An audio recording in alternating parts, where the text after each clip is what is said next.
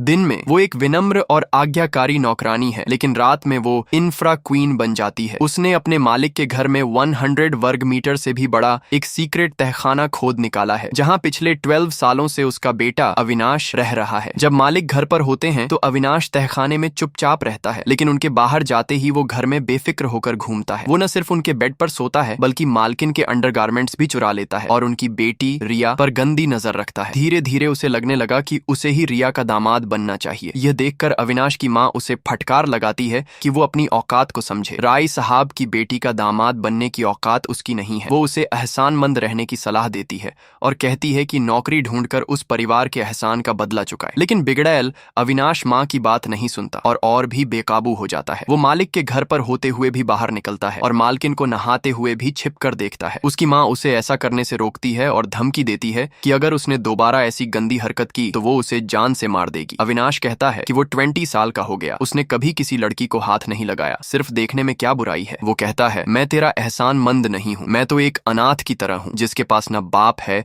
न घर और जो एक चूहे की तरह तहखाने में रहता है। बेटे की हालत देखकर माँ उसे कुछ नहीं कहती, बस इतना कहती है कि सावधान रहे, नहीं तो पकड़े जाने पर जेल चला जाएगा। इसके बाद भी अविनाश नहीं सुधरता। जैसे ही मालिक घर से बाहर जाते हैं वो छिपकर बाहर आता है। वो रिया के बेड पर लेटता है, उसकी खाई हुई लॉलीपॉप खाता है और गंदी बातें सोचता है। वो मालकिन के अंडरगारमेंट्स भी चुरा लेता है। यह देखकर उसकी माँ सिर्फ आंसू बहाती है। एक दिन मालकिन को अपने अंडरगारमेंट्स गायब मिलते हैं और वो नौकरानी से इस बारे में पूछती है। तभी मालकिन की बेटी के चिल्लाने की आवाज आती है। नौकरानी दौड़कर जाती है और देखती है कि अविनाश बिस्तर के नीचे छिपा है। वो घबरा जाती है। तभी रिया को बिस्तर के नीचे कुछ महसूस होता है और वो जांच करने लगती है, लेकिन तभी उसके पिता की आवाज आती है और वो रुक जाती है। अविनाश बच जाता है। फिर वो सुनता है कि कुछ दिनों बाद रिया का जन्मदिन है और मालिक का परिवार 7 दिनों के लिए यूरोप जा रहा है। अविनाश ये सुनकर बहुत खुश होता है। उसे लगता है कि अब ये घर उसका है। वो तुरंत अपने दोस्तों को फोन करके बताता है कि वो अब उस अमीर परिवार का दामाद बन गया है और उन्हें अपनी विला में पार्टी के लिए बुलाता है। उसे नहीं पता